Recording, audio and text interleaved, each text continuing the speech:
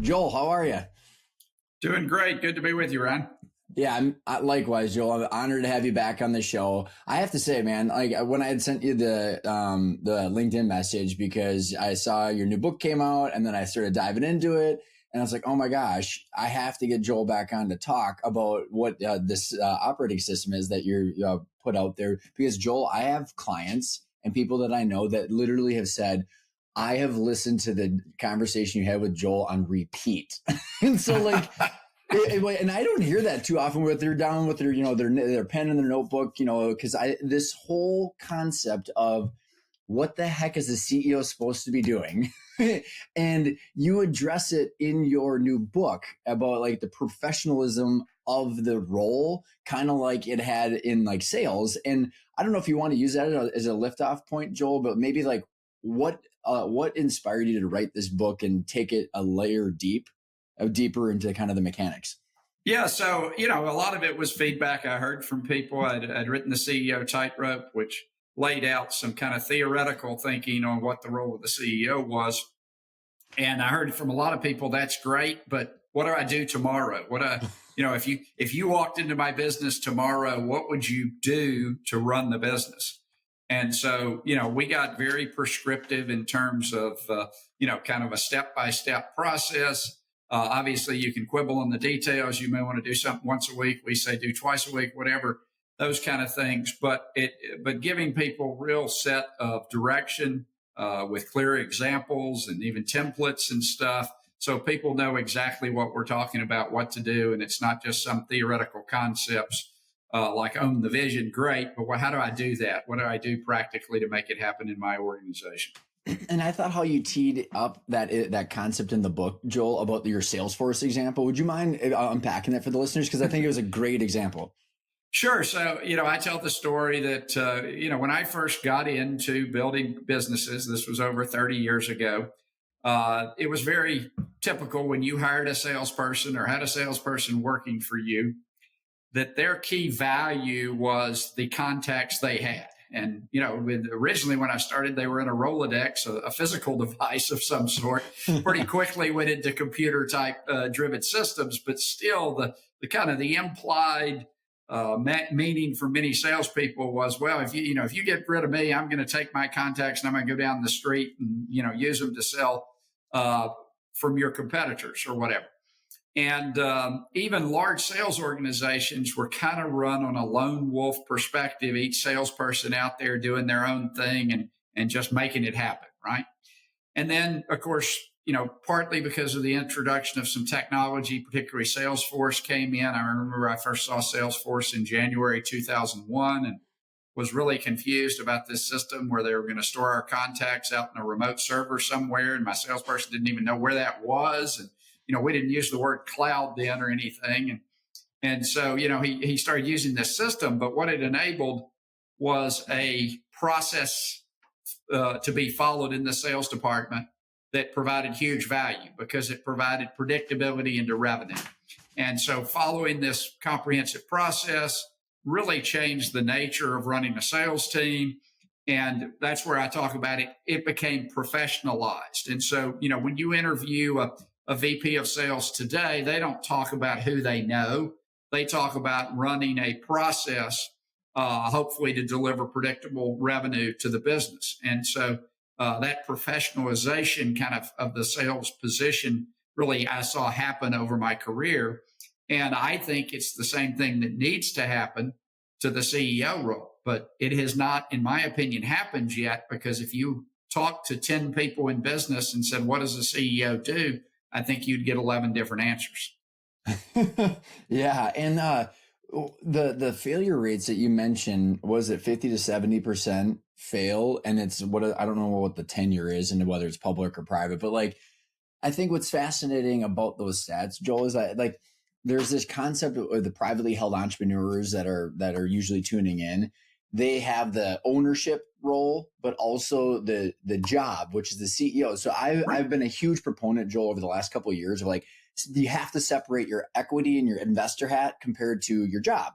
And That's so right. like it's really then the CEO role, and then there's no playbook, to your exact point. And so then it's like, oh great, well what am I supposed to do? And how many times with the traction EOS system, they're like, well I'm now the visionary and I have no idea what the hell I'm supposed to be doing. It's how many times people have said that. And as we kind of lift off into your three big buckets, you had this phrase, Joel, that was so fascinating to me, is like that the CEO, like, the person might have come up through the ranks doing tasks, and then it's no longer tasks. Can you explain that shift? Because I think you captured some of the issues very well. Yeah, well, it starts to me with what is your mental model for how you think about a business? And most of us don't, day to day, we're not, what's your mental model? What are you even talking about? Well, most people's mental model for a business is pretty simple. They say, I've got this product or service or thing I do, whatever you want to call it, and I try to sell that to somebody without running out of money. And that is the extent of their mental model of business. And the reason that's the extent of their mental model is because that is the correct mental model when you are starting a business, when you're in the early stages of a business, when you're the CEO and every other executive in the business. You don't have to worry about much else. Okay, I've got a product. Can I sell it? Can I not run out of money? The problem is when you grow employees and the organization gets bigger, that mental model is not sophisticated enough.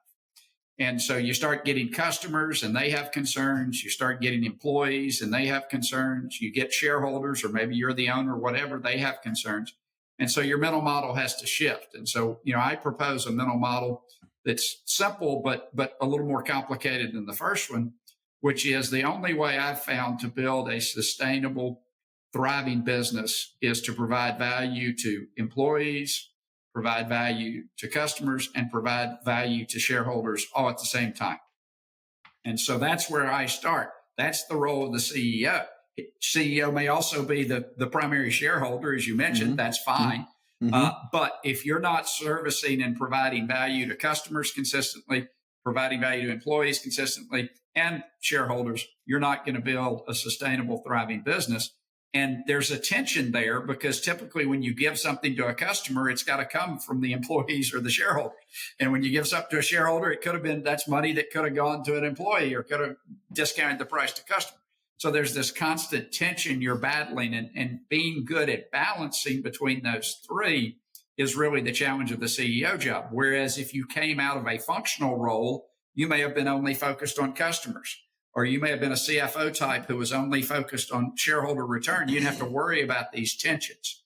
And then internally, every organization, I've always found there's a natural tension between sales, marketing, and the product or service, whatever it is you're providing. And so again, CEO's role is to balance that. You can't solve it. There's always going to be a natural tension there because those groups do fundamentally different things. But you got to look out for each one and balance those issues. And so that becomes the CEO role as you grow. And if you're still in this I've got a product, I just need to sell it and I need to not run out of cash model, things get way too complicated and you really will struggle. And what I love, and those are the two triangles of tension that you're referring to, right? And for the listeners, we'll put some of that graphics in the show notes. And how you frame that up, Joel, I thought was fantastic because, and I honestly realized some of my old struggles when I was reading the book, because I was like, yeah, you go on, because I came up through sales, right? So it's always sales and it's task. It's the pipeline, it's conversion rates and all this stuff. And then all of a sudden you went from task related to company output, and performance is how you're judged, which is such a different scorecard. And what becomes more problematic is if the shareholder is you, then you're answering to yourself, and the whole feedback echo chamber loop is just endless. And so this tension, hence the name of your first book of The Tightrope, I thought was fantastic.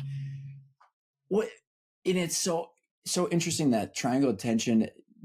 How did you come up with those? Was it something to do with the trade-offs with constraints? Because each one of those things are just major constraints that everybody can't get what they want all the time because of lack of resources.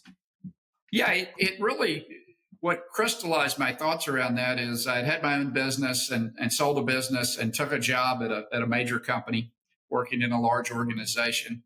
And it took me 19 months before I couldn't stand it anymore. But in those 19 months, we were sitting around one day at lunch or something, and some of the people that were working there who had only worked in a kind of corporate job were fascinated that I'd owned my own business and run my own businesses. And so they were like, what's the difference sitting in this big corporate environment versus working your own business? And I said, well, when you own your own business, you have to balance this customer, employee, shareholder. When you're working inside a business, you're typically balancing between what you want to do, what your boss wants you to do, and what's good for your team. Yeah. And that's how silos develop in an organization. But it happens because you don't see any information. So I worked at a large company that I won't name that made chips, the semiconductor chips. And I do not remain the 19 months there. I never heard a conversation that was really about how we make better chips or more chips. It was always about what was my boss was trying to do, what my team wanted to do, or what I wanted to do. And so that was just very fascinating that people had this very siloed view of how an organization works. And so if you come up through sales, you begin to think, well, sales is the only one that does anything because the only information you see day to day is sales information. And you don't really know what marketing's doing. You think they're just doing nothing and not providing you with enough leads. And those product guys are always late. They never giving you what the customer wants, and you don't understand. And so then when I put you in the CEO role, you tend to view it as just a bigger sales role with nobody that can say no to me, instead of understanding that marketing and product are key positions that need to be executed well. And you've got a balance between those three as well. I love it. And this is where I'll insert one of your most amazing phrases in our last interview, man, is Joel, you had said, because I had asked you, like, when you, like in that example, you come up through sales and you've never been a CIO or a CMO or a CFO. I'm like, how in God's name do you hire these people? And I had said that, we used to hire people based on whether we wanted to go fishing with them or drink a beer. And that's not it doesn't work. Trust me. But you had dropped these two questions that every CEO should ask. And honestly, I think they're so brilliant. I just love it. You want to drop those two questions? Well, you give. I was saying that, I don't want to mean it to you up, but like, oh my God, I'm looking for them now in my notes. Is how likely are you to achieve the goal on time? And how do you feel about the quality of work so far? And then probably shut up, right? We always get into this question: how do I manage someone who does a job that I do not know how to do? Is kind of the fundamental question, right? Can I manage them, or should I just hire people and should I just totally get out of the way? Well, I don't think that works very well. They don't know the vision of the organization. They don't know where you're trying to take the organization. They don't know how all the other parts work. They're seeing, if it's marketing, they're seeing marketing from their perspective. So you got to think about how you do things in a way when you're not the expert and you can't directly observe their work and figure out how they're doing it. So those two questions: how likely are you to achieve the goal? Well, that of course assumes we've set clear goals on a regular basis in the organization. But assuming we have, notice that is a predictive question. It asks somebody to make a prediction. It's very easy for somebody to tell you where they are. I'm 20% done on this project. I'm 40% done on this project. That requires no expertise. Experts are people who can predict how the world's going to develop in their area of expertise. And so by asking people to predict how likely they are to achieve the goal, you're really finding out whether they really have expertise in that area. Because if they know what they're doing, they know how long that project takes. They know what the likely results are of that project. Same thing in sales. A good salesperson is not somebody that performs a set of tasks, but they understand where the customer is in the buying process, and they can predict how likely they are to close the deal.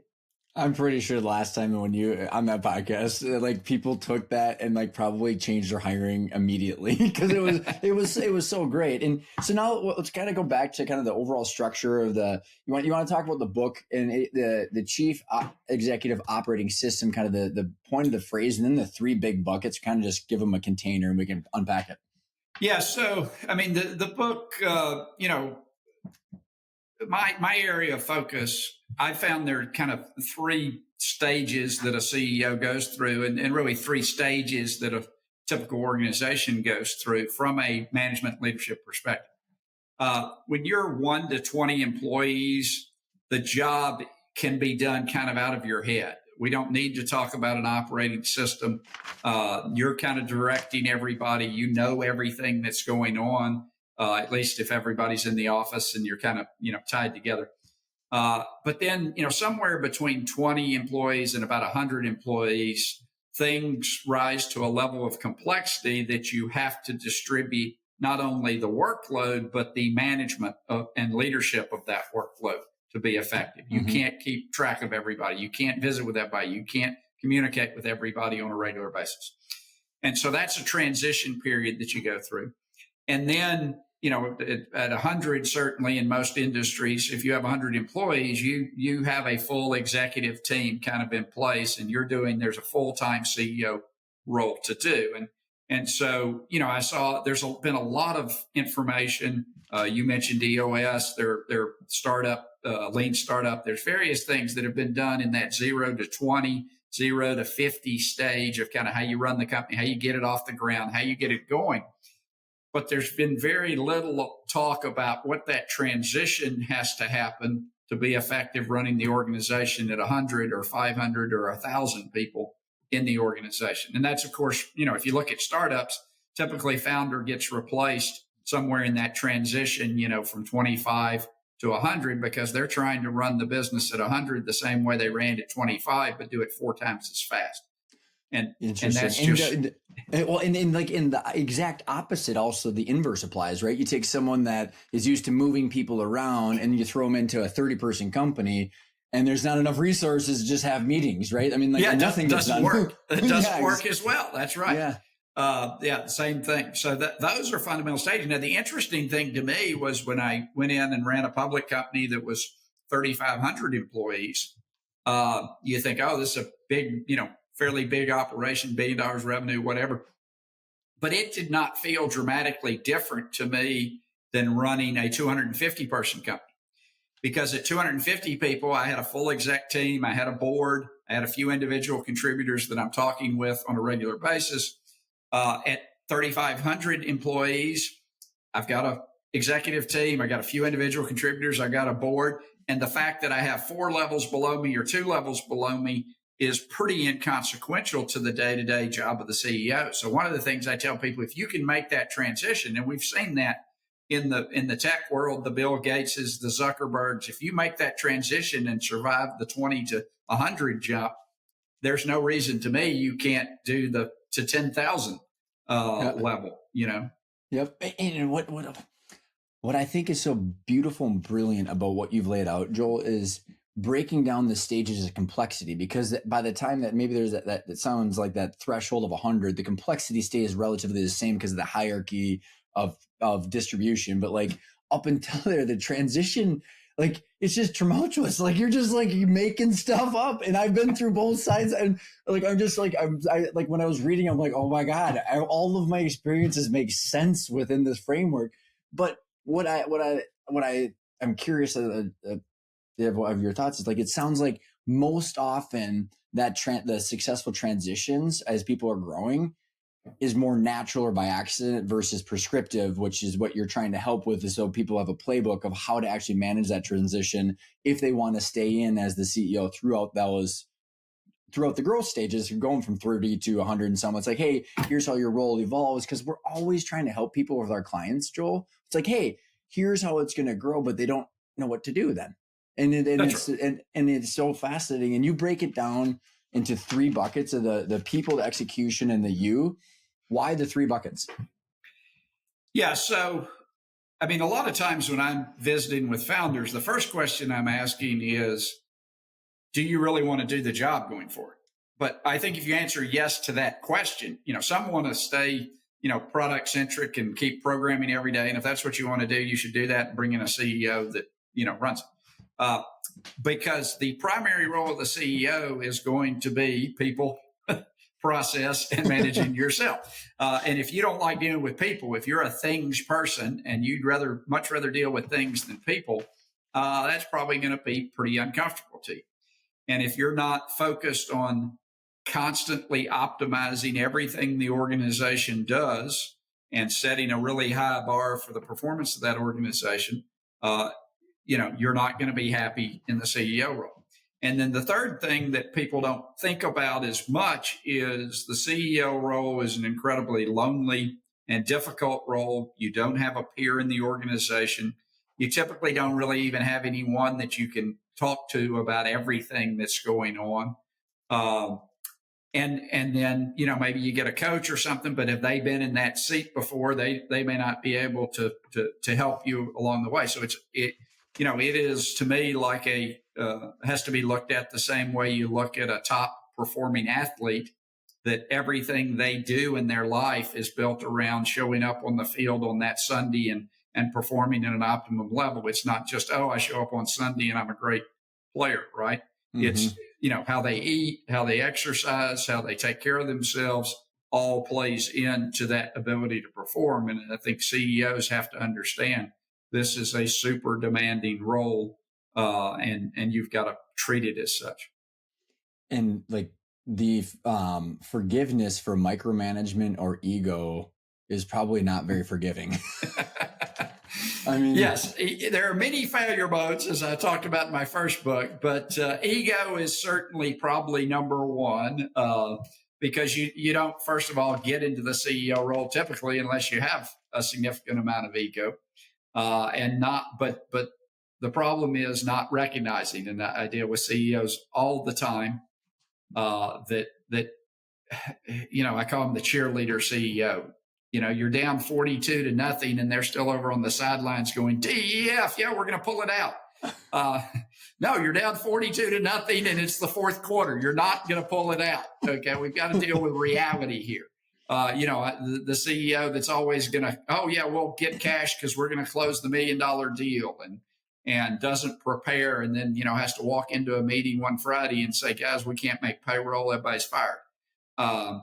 Those kind of things that are just, totally ego driven, unwilling to recognize reality, unwilling to take responsibility that no matter why you're here, in the situation you're in. Yeah, COVID happened. Yeah, we got a bad break. Yeah, we couldn't get shipments from China, whatever the case may be. It's still your responsibility.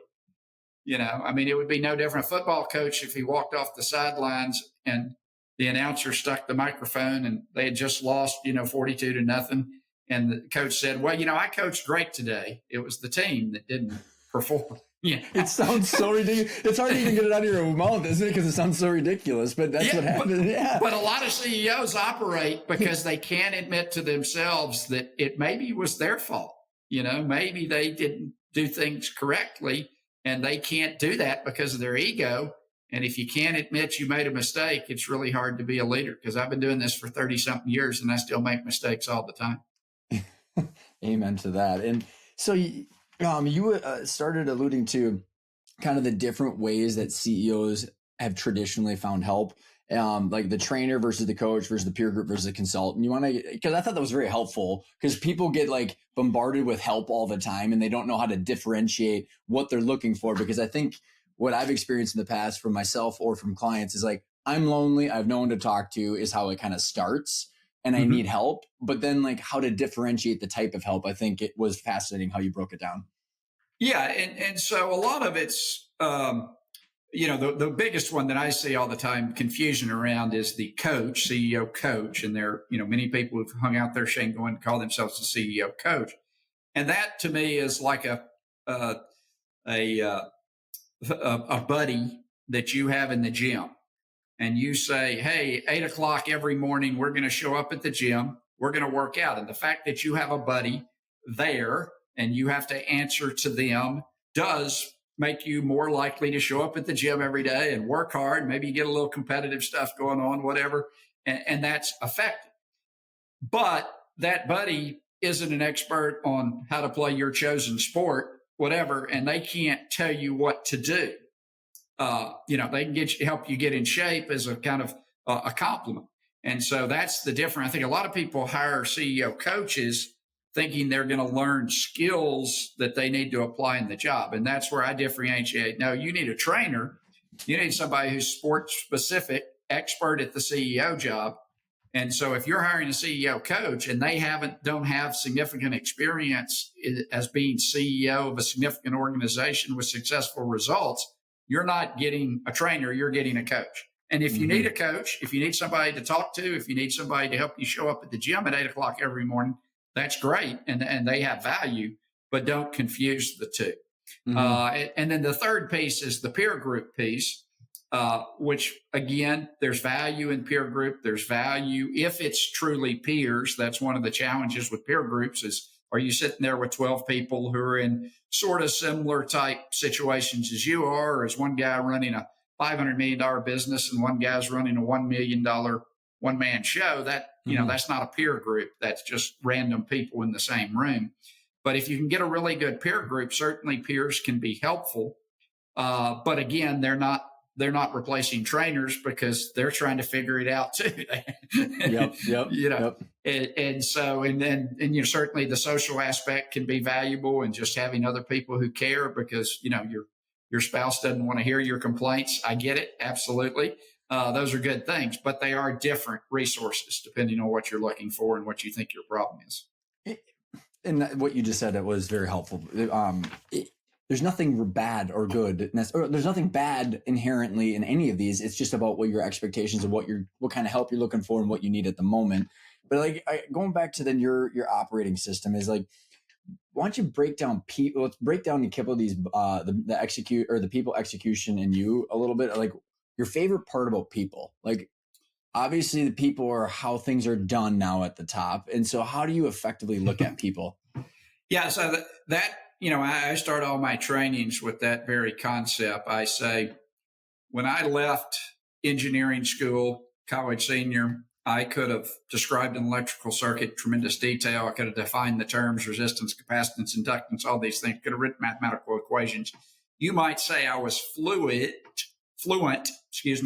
in electrical circuits. I could talk about electrical circuits. I had a vocabulary to talk about them.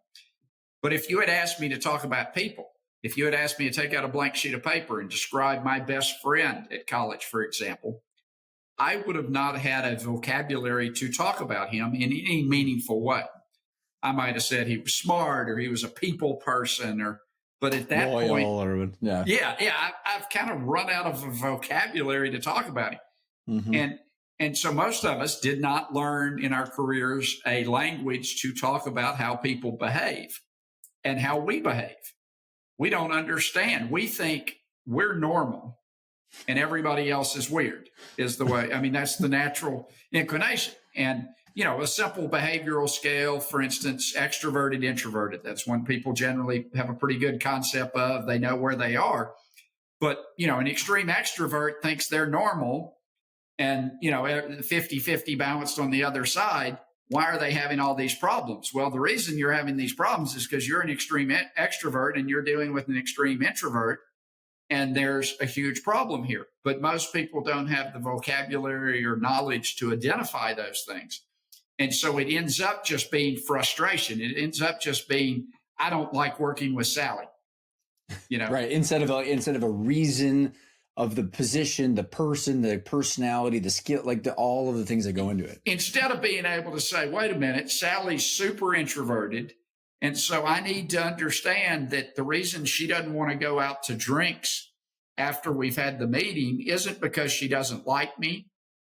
She doesn't want to be friendly. It's because she needs that time to recharge her batteries, because that 3-hour meeting we had, while very invigorating to me as the super extrovert, was draining to Sally, and she needs to go back to the hotel and just sit there and read a book, and she'll be fine tomorrow morning. But if I imply, because if I did that as a super extrovert, let's say, if I didn't go out to dinner with people, it would be because I didn't like them. I didn't want to be with them, right? Yeah, right. You're just projecting that onto someone else. Yeah, and so I'm projecting that onto someone else, and so I end up with all these conflicts and inability to work together, because I don't have a language and the knowledge to explain human behavior in any meaningful way. So I think it's hugely important, if people are your main unit of activity, as it is for the CEO, that you develop a language, behavioral language, to talk about people. I use the two I use in my practice are DISC and Strength Finders. There are 100 of these, though. If you have some other one you like better, that's fine. But you need to be fluent in it. You need to build your management team, get fluent in it, because you're going to spend a lot of time in meetings talking about people. And if you have no vocabulary to do it, it's not going to be very productive to do so. Easy. I hope you're enjoying this conversation with Joel so far. If you're wondering, okay, I get it. I either want to be the CEO and I'm willing to level up, or you're wanting to hire a CEO to fill that spot, and you're wondering, what does the financial roadmap and playbook look like? Joel is obviously tackling the chief executive operating system of that function, but the most important part is aligning that function and those duties with the overall company goals, which should be a target normalized EBITDA and equity valuation at a point in time. Because if the CEO's responsibility is to manage the company resources, cash, people, and all the strategies and align everything to that valuation, the roadmap and the financial roadmap has to give our trade-offs in clear visibility into the future. So you can say, if I bought that building, launched that product, took the distributions, or paid my taxes, do I have enough working capital tied to that valuation or not? And the best way to get exposure to what that financial roadmap could look like is go check out the Intentional Growth Starter Kit, where I walk through a case study of the 3 financial statements and tying those 3 statements to the valuation. It's not a demo of our financial dashboard. What it does, though, is it gives you a visible, clear understanding of what good looks like. So if you have a CFO, you can just show them those videos and say, please build this. It's in a spreadsheet and it's math and it's Excel. And if you don't have a CFO and you're wondering what kind of skill sets that they need, that is a good place to start. And at the end of the day, with the starter kit, you're going to understand what good looks like, so you can have an understanding of what you have and what you need in order to get the visibility into the future. So again, go check out the starter kit. All that being said, everything that I just mentioned would have saved me so much money, time, and headaches and drama if I would have just understood how to connect the CEO and the financials to my goals. So I hope you enjoy the starter kit. So all that being said, I hope you enjoy the rest of the interview with Joel. What I like about how you place these assessments, Joel, is it's within a greater framework. And because here's one of my biggest gripes I've had with any of these assessments, and I've taken like 17 of them over my years or whatever it is, in varying degrees, Big Five, DISC, the Discovery Insights, whatever it is. And my experience is that people will take them and the individual use it as an excuse for all of their bad behavior. Yes. Like, oh, because I'm the high red, it means that I can be an a-hole because I've got ADD. Instead of, and then it kind of just becomes this, piece of clothing that people wear, but what do we do with it? And you have the framework around it, like, what do you do about the results that people have? So can you maybe give us an example of like what do you do about it? Like, how does someone shuffle around people based on the results? Yeah, absolutely. So first of all, I don't focus on whatever category the test puts you in. I don't really care about that. What I care about is these behavioral scales. And a behavioral scale is like extroverted, introverted. We all recognize that behavior. Some people are trusting. Some people are very skeptical by nature. Okay, that's a behavioral scale. And anytime you're extreme on one of these scales, you're going to find that you really struggle with people on the other end of the spectrum. So a simple example is some people are very fast-paced, quick to take action, don't, jump before they think, jump off, extreme examples, right? Just jump off the cliff without checking the parachute. Some people will plan, for 6 hours before they take a step. Okay. Well, if you're, for instance, a fast-paced person and you're managing somebody who's slow-paced, you're going to have a lot of frustration if you don't understand this. You're going to go into their office and you're going to say, hey, Ryan, hey, could you find out for me, what the top 10 Fortune 500 companies are, this week, whatever. And then you're going to come back in an hour and that person's going to still be working on what they were working on an hour ago before you gave them that direction. And you're going to think they're not, recognizing your authority. You're going to think they're pushing back. You're going to think they're not cooperating. You think they're not with the program. No, they don't undertake a project instantaneously. They want to think about how's the best way to do it. They want to plan for it. They want to put it on their schedule. They're going to get it done, but they're not going to get it done right away unless you understand that and say, hey, Sally, this project's really urgent for me. Can you do that in the next 30 minutes? And then you get an answer. But if you don't say that, their natural tendency is going to be put it on the list, plan for it, do it the best of their ability. But you're going to get incredibly frustrated as a fast-paced person if you don't understand this is a behavioral thing that doesn't really directly have anything to do with performance, unless you're hiring firefighters that you want to jump out of airplanes. Yeah, if you're hiring a bunch of people who you need by the nature of the job to take instant action, well, then look for people who are high in that fast-paced quality. But most jobs can be done with a wide range, very successfully, with a wide range of behaviors if you understand your behaviors and particularly where you're on one extreme or another. I love that last point. Like it's possible to work with a wide range of behaviors if you're aware of yours, right? And like, instead of just assuming that people have negative faults. And within the people category, because I know that last part of being aware ties into the you section, but staying in the people section, Joel, at all levels, I think it's an interesting call out of making sure that the CEOs, engaging with people on all levels. How does a CEO effectively do that without circumventing their direct reports or, confusing people? Like that story you just said, they walk into someone's office, say something but yet still be kind of the culture beacon. Yeah.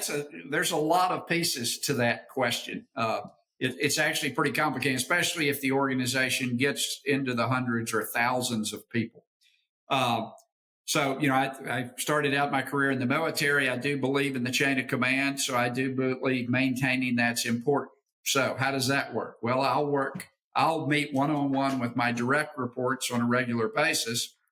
And then the next level down, I will meet with as a group on a regular basis. So I will take the people that report to the people who report to me. So that maybe they've got a 10-person group that's their team, direct team. I'll take those people out to lunch once a quarter or something, but I'll do it as a group because people aren't going to bitch, about their particular problem in front of everybody else, unless it's a problem for everybody. Now if they've got a real problem, and so that maintains that kind of distance, right? That's the first thing. So I never want to meet with individuals about, their boss one-on-one because that gives them the opportunity to complain. But I will meet with the group and get the kind of the sense of the group. And if everybody's complaining, then I know I got a problem, right? Yeah. And so that's one thing. Second, every organization, if somebody asks me to be on the board, I say one of the things you have to have in place is you have to have an anonymous feedback mechanism such that every employee in the company can communicate to the board and the CEO anything they think is worth communicating. And that's got to be in place because a lot of times when people first get to an organization is when they observe the crazy things going on, and because it's new to them, it's crazy. After you've been in an organization for a while, 3 or 4 years, you're used to people doing crazy things. It doesn't bother you anymore. Maybe it's your kind of crazy became normal. Yeah, that's right. And so that getting that feedback from people is really important. And the third piece of this is that I require CEOs to do have 360 reviews done on the CEO every year as well. So you're gathering anonymous feedback from the people that work directly for the CEO, the board, and everybody else. And so, those kind of three pieces in combination with, regular communication, which, we talk about how to set goals and communicate vision and all those things. But, that along with a regular communication strategy to the organization are key things that I think are necessary to know what's going on while not interfering with how your lieutenants run their particular organization. That's amazing. And I gotta ask, when you said with a very definitive answer that you won't even join a board unless someone has that anonymous feedback mechanism, What is there a story worth sharing as far as that definitive moment where now that's now part of your criteria? Yeah, the guilty will remain nameless or whatever. Yeah, but I mean, and it's not even one specific story. It's just every time. I mean, when you find some big event happens and CEO gets replaced, you then for the next 3 months you hear all these stories of people coming out of the woodwork going, "Yeah, well, he did this," and Saw that coming. Yeah, but I didn't say anything. Well, great, okay. And so, I want everybody to be able to say, and you're going to get some stuff that doesn't matter. You're going to get some people just complaining, but that price is well worth paying for getting that nugget that tells you something's really going on, and gives you an opportunity to correct it before it becomes a bigger problem. Uh, what do you say to the individual who's not used to getting raw feedback like that, who's at the head of a company? Because you kind of isolate yourself from any kind of negative critical feedback. So how do you coach someone who's actually, preface it this, Joel, with who's someone's willing to take it but is not used to the raw nature of feedback like that? Yeah, I mean, that's why you get the big bucks, right? To some extent. I mean, this is an ego question, right? Fundamentally, none of us want to hear how bad we did. I mean, people say, I like feedback. I always say BS to that. No one wants negative feedback about themselves. We want to hear how wonderful we are. Some of us have learned that though it's necessary to be successful and to continue to improve. I just had a pickleball lesson yesterday, and the guy's telling me this and that. I didn't want to hear it, but I know that if I'm going to get better, I need to listen to that instruction. And so, as CEO, you've got to be constantly willing to make changes and based on the feedback you get. And that for some people is hard because maybe, and part of the thing too is again, they've come up in a role and they probably didn't get to the CEO role unless they were incredibly successful at every previous role they had. Mm-hmm. And so they're not used to failure. They're not used to being wrong. They're not used to not knowing. These are all things that become, they're kind of unique to the nature of the CEO role. It's interesting, Joel, and that makes a lot of sense. And it's also personal experiences. My partner, Matt, he has been a CEO for 10 plus years, and truly, how you laid all this out. It's my business partner. I'm very blessed to have a partner like this with this kind of natural gifts and experience. But he recently gave me some raw feedback, Joel, and it was about a podcast I had. And for the listeners who, depending on how loyal you are of the listening, I went through a period of kind of a little bit more bitterment. I was bitter and kind of resentful, and it was coming across. And he was like, how he delivered the feedback, Joel, I've never experienced feedback with that much grace in my entire life.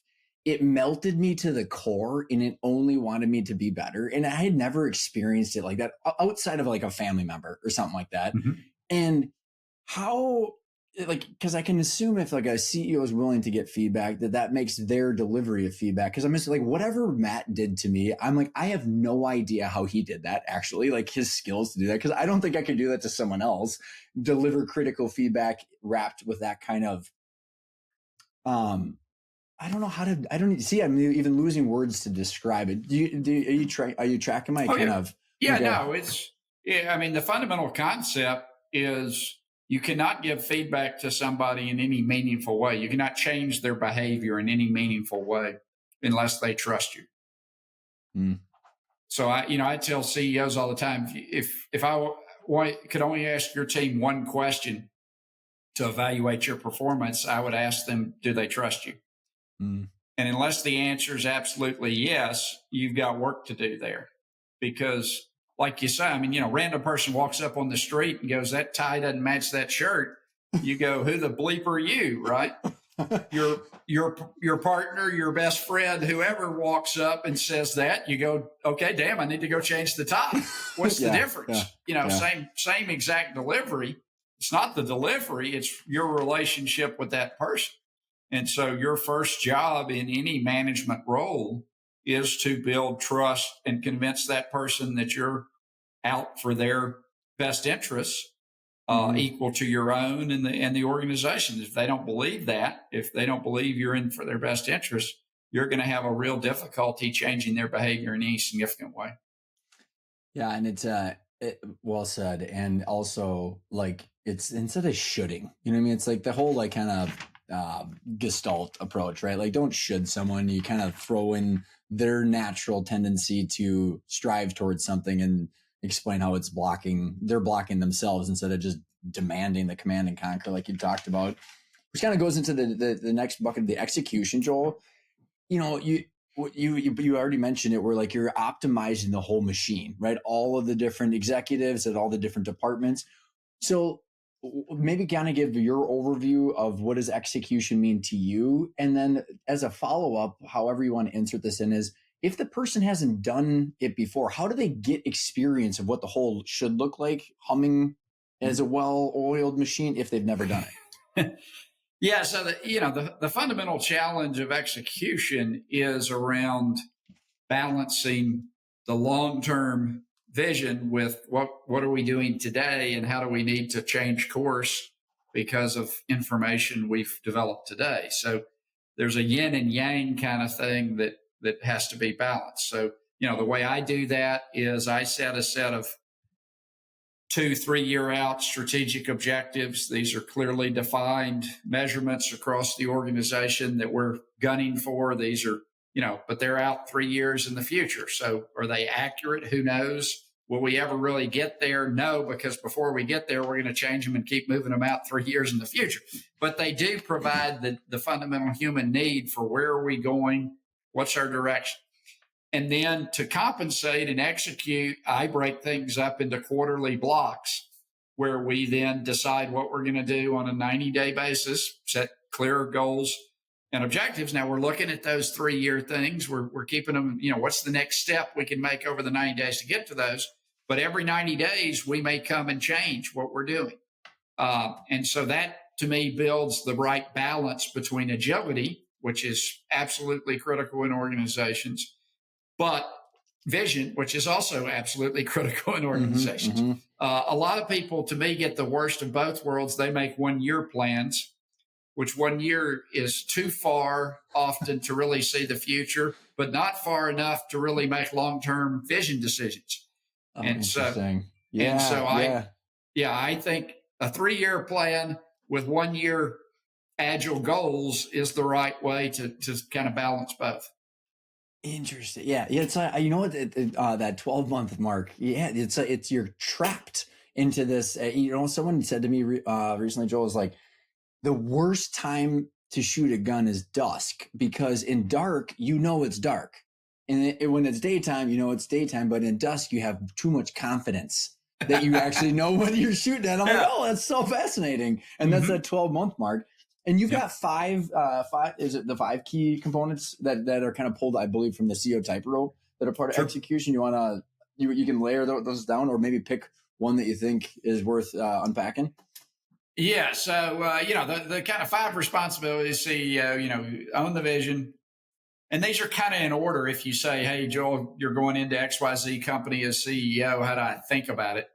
One of the things people, a lot of jobs, you're counseled when you go into a job, don't do anything when you get there.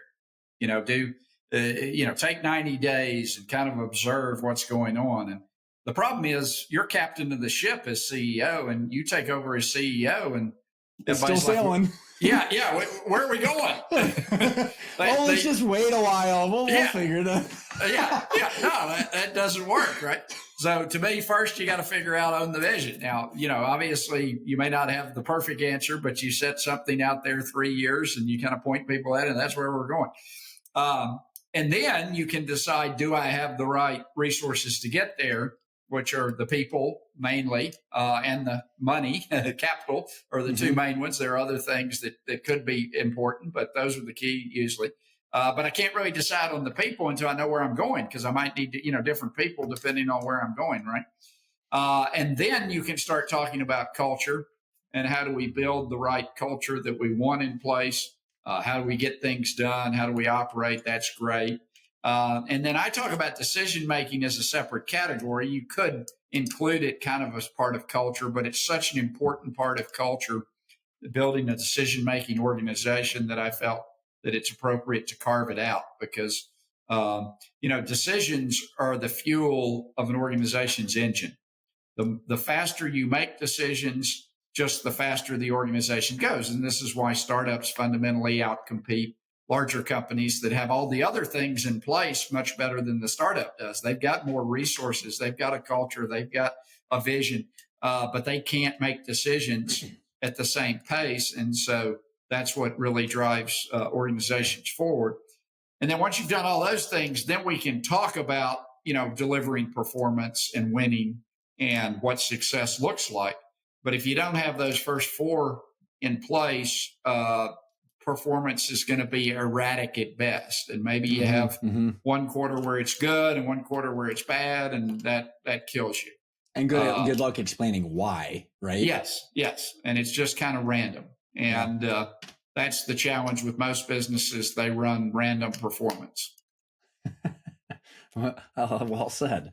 And going back to your number 4, the decision making, that was I had noticed that in the first interview, Joel, you had said something about like kind of back to those 2 questions of what's the probability of achieving this and how do you feel about it so far? Is that you said, and I don't know how you said it, but like greasing the wheels of decision making. You want to make them faster, but and increase the odds that it's the right decision making. And I find that when you talk about the CEO, because you just said that like the CEO of a 3,500 person company versus 100 is the same because it's just a pyramid. It's hierarchy, right? We have to have the hierarchy of leverage. Otherwise, we can't have enough time to talk to all these people. So it's very fascinating how important decision making is becoming. And anything that related to like how a CEO can foster good decision making with their people. Yeah, absolutely. It starts, every employee in the company needs to know 3 things, in my opinion, to be successful. They need to know what they're responsible for. What do they own? What's their piece of the pie? Okay. And if you haven't written that down on a sheet of paper, to me, you haven't communicated it. Until we've written it down and we agree, I'm responsible for, customer satisfaction for all clients east of the Mississippi. Okay. I know, what I own. That's the first thing. Second thing is what their authority level is. So, how can they spend $1,000? Can they spend $5,000? Can they give this customer this thing? Can they do this? And that's very job specific. Different jobs have different things, but typically you'll know within that job what are the common things that they get asked to do, and know where their authority level is and when they need to then escalate up the chain. And then a set of well-constructed goals on a quarterly basis. And if an employee has those 3 things and you've provided a clear vision and direction and tied those goals to the greater goals of the organization, it should enable good employees to make good decisions consistently and make them at the right level. That's the thing you're trying to do is push that decision. You want the decision made at the lowest level as possible that's appropriate for the decision. And if in too many organizations, every decision has to go up to the top of the organization or near the top of the organization before anything can happen. And that just kills you. That's like starving the car with no gas. It's not going to go anywhere, because when a decision has to go up, what's happening while it's going up? Absolutely nothing is happening. Everybody's sitting around waiting for somebody to make a decision, right? Oh, Fred's on vacation. We can't do anything until he comes back and makes the decision, Well, it's super fascinating to me, Joel, because like I think about the primary people that we work with, they're probably smack dab right in the middle of the no man's land between the 20 and the 120 employees. I mean, we got clients over that, but like in some below it, but like for the most part, it's this tweener spot that is just difficult, where I think what you just described, everybody listening in wants, but then it's like the letting go of the micromanagement, letting go of like all of the things you have to let go is an act of faith, hoping that they work. But what I see out of your book and your system is it doesn't have to be that, right? You went into your analogy, you said it's like giving a 16-year-old keys to a Lambo or Ferrari or something like that and say, don't go off the road. I mean, so I think what the system is it's taking some of the faith out of the people listening can have the experience where they don't have to have all the decision weight on them. It's other people, which allows them to step back from their tasks and like actually get on top of the organization. Because I think there's a lot of people that strive to, they just don't know how, Joel. And go for it. Yeah. I mean, constantly what I'm thinking about if I see somebody make a decision in the organization that is different than the decision I would have made, then my question always is, what did I not provide them? What information did I not provide them that caused them to make a wrong decision? Now, if I figure it, that's why, what's their responsibility? What's their authority? What are their goals? What are the company's goals? What's the vision for the organization? If I provided all that and they make a bad decision, now I know I've got an employee who's just not being successful. Okay. But most organizations, we don't tell them where we're going. We don't tell them what our goals are as a company. We don't tell them what their authority level is. We don't tell them what they're really responsible for. And then we're shocked when they make a different decision than we would have made in their position. Well, I mean, I always think.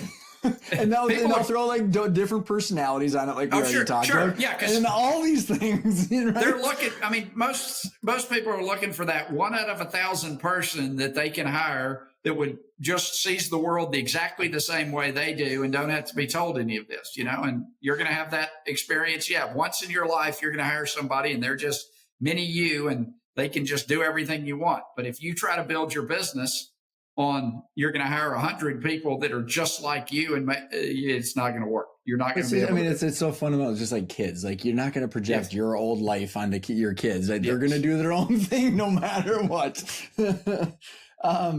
This is, I very much enjoy your material and the level of thought that goes behind it, Joel. Like I love poking holes in like kind of logic. And every time I like turned around, it was like it all fit together like this beautiful puzzle. What is your hope? Like, what's your mission with the book and with what you're doing with all the companies? And because I think it's very fascinating journey that you're on. Yeah, so I tell people what really motivates me is I've just seen too many companies that should have hit a home run that turn it into a single or a strikeout because they just don't get the basics of running the company well. They don't do it well. And, that's really frustrating because not only does the CEO fail, but all the people that have put their blood, sweat, and tears into the organization should have gotten a payoff or should have gotten a better resume or whatever. You got to go find a new job, whatever. That's just a huge, drag. And it's hard enough. I mean, not every business works, but if you do happen to get that business that works and you kind of catch lightning in the bottle and you got something people want, and then just to mess it up because of not doing these fundamental things, to me is what I'm trying to prevent. Because I don't think any of this, there's nothing in the book you read and you go, oh, that's really hard. But it's like working out. If you don't do it every day, if you don't have that discipline built in, things are going to go awry and you're not going to accomplish your goals. And we've all seen the person, if you're a gym person, the person that goes into the gym and is like, what should I do today? And they just grab random stuff. And it's like, oh my God, you're hurting yourself. All that I love it. Why do you think that it's taken this long for there to be a CEO operating system? Yeah, that's a great question. Well, I mean, partly, in the grand scheme of things, we've not been running large organizations from a business perspective. Obviously the military was where some of this got developed, but the military is very different in that it, at least when you're in combat, the mission's pretty clear. We're going to try to survive. We're going to take that hill, not hard. So, some of the things the military did well from a leadership perspective, I certainly have grabbed some of those things. But you really think about it, it's only kind of post-World War II America where we've built larger organizations. We've become a professional management class. And so we really haven't been doing this that long for people to have developed the right methodologies. Also, people generally don't get the CEO job early in their career. And so they get it late in their career. And if they're successful, they retire to the beach house or whatever. And they don't really, spend a lot of time passing it on to the next generation. I started at a young age and was fortunate to build some organizations of stature at a young age and get the experience and still have the desire to pass on that information and teach that information to the next generation. And, you learn something so much better when you teach it. I mean, Richard Feynman, famous physicist, was, say, if you want to learn something, try to teach it to an 8-year-old or whatever, and then you'll find out you don't really know anything at all about it, because they'll ask you questions that you're like, oh, I never thought of that, right? And so teaching, I've had now I'm almost 20 years, 15, 20 years into teaching a CEO class. You learn a lot. You get a lot of questions. You figure out where the explanation didn't quite work or whatever, and you keep refining and refining. And so it took a long time to develop a system that really does, I think, fit together well. And you picked up on the holistic nature. It's not just do this or do that. It's part of a bigger picture. Fascinating, Joel. And my observations about that, about like systems and actually like kind of just how humans create frameworks themselves. Like you can't come up one day, wake up and just create the framework. It has to, like what I've learned from my research is that the framework, like the reason I would look at here's my belief. I'm curious what your thoughts are. Is like when I read your book and I was like, holy crap, this is my partner, Matt Busker, like to a T. It took you 20 years to synthesize what was being done by the best. Because you can't wake up and be like, here's my framework and the world should christen it, because it has been tried and true by the wild, right? Where you were able to, for it to be that true, I think that's why I was so excited to have you on the show, is because it's like, well, if I believe Matt's a great CEO and leader, and it's reconciling against everything you said, obviously it came from the truth and the fundamentals, not just because you thought it was supposed to be. Yeah, there's very little in the book. I mean, there are a few things in the book that I haven't read other places, so I'll claim I invented them, at least in my world. Not that somebody else hadn't talked about them, but just not things. But there is a lot of curation that's happened because, again, most people write on very narrow, specific problems in a business and haven't viewed it from the CEO perspective. They viewed it from whatever, a general leadership or management perspective or something. But the CEO job's unique, and the curation process from the CEO's position is no small task, my friend. So like what you've done, don't undermine curation. I'm not saying that you were implying that, but it's a lot of hard work. And I know the people listening in, anybody that's trying to focus on how to optimize their role with their company, or I think also, Joel, for the people that are listening in, there's probably half the people that how you started out, if you asked them, like, and actually, honestly, myself, like I would have honestly for years said that I was meant to be the CEO. And like, I'm not. I like the chief revenues officer spot and the creation, the visionary, like kind of the stuff that I'm doing. And so I think what's helpful with what you've laid out is maybe having someone, because a lot of people listening in might be like, hey, I want to hire a CEO to actually just be the owner or just be on the board. And you've laid out a framework where that's possible, and said so many times people, Joel, they just guess. They spend a couple $100,000 on someone after paying a $70,000 recruiting fee, and then they just close their eyes and just guess. So how do you see your system fitting into like transition periods like that? Well, it's funny you mentioned that, because I think I just wrote a blog post this week because somebody had, I think Wall Street Journal or something, had some article about all these assessments that companies are using to select CEOs. And my comment was, well, that assumes before you can assess something, you must have some model of what you think ideal performance is. And I haven't seen anybody else's have a model. And so I don't know what they're assessing here. I mean, you can assess behavior, but it's not assessed specifically to the CEO role. It's just kind of a generic, well, again, you can be very successful in the CEO role with all kinds of different personalities. I don't think that's a requirement. So unless you have some underlying model that you've never told us about, these assessments to me are pretty much useless.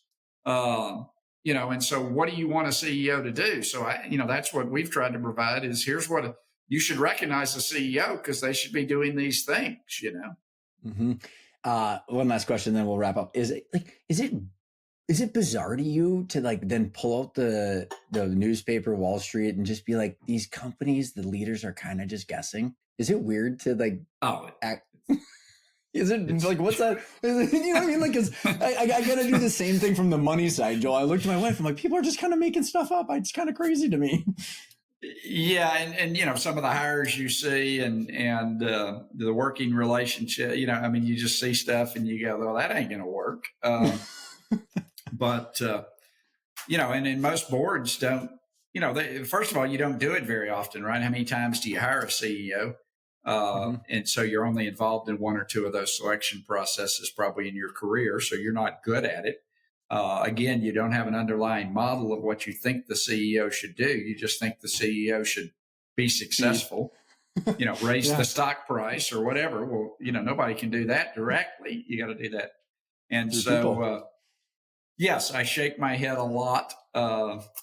You know, not now. It's a Huge lot opportunity. easier. It's a lot easier to teach the job than to do the job. I will absolutely state I'm a much better teacher of how to be CEO than I am CEO.